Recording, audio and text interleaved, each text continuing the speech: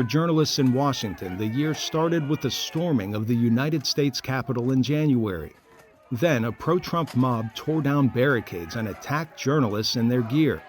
That violence against journalists followed a summer in which millions protested the police killing of George Floyd, and police clashed sometimes violently with protesters and press. So Georgia law enforcement officials and the Georgia chapter of the Society of Professional Journalists, or SPJ, saw the opportunity for a teaching moment.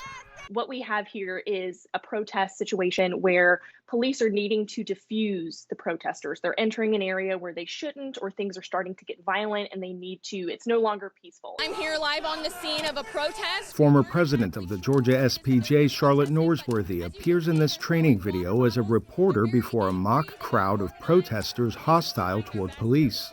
The course at the Georgia Public Safety Training Center guides law enforcement to de-escalation instead of conflict, but it also teaches journalists to respect legal boundaries. Chad Wilson is Division Director for Basic Training. He says the program helps bridge the divide between law enforcement and media. You really get to see that it's not just a person with a microphone in your face, or it's not just a person with a camera. From our perspective, they're human beings just like we are. And then from the media perspective, I think it's also important that they got to see that, there's a human being standing behind that shield wearing that helmet. And at the end of the day, we all want to just do our job.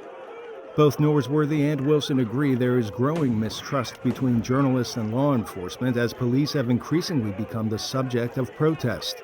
Still, both are quick to call this training a well-received step in the right direction.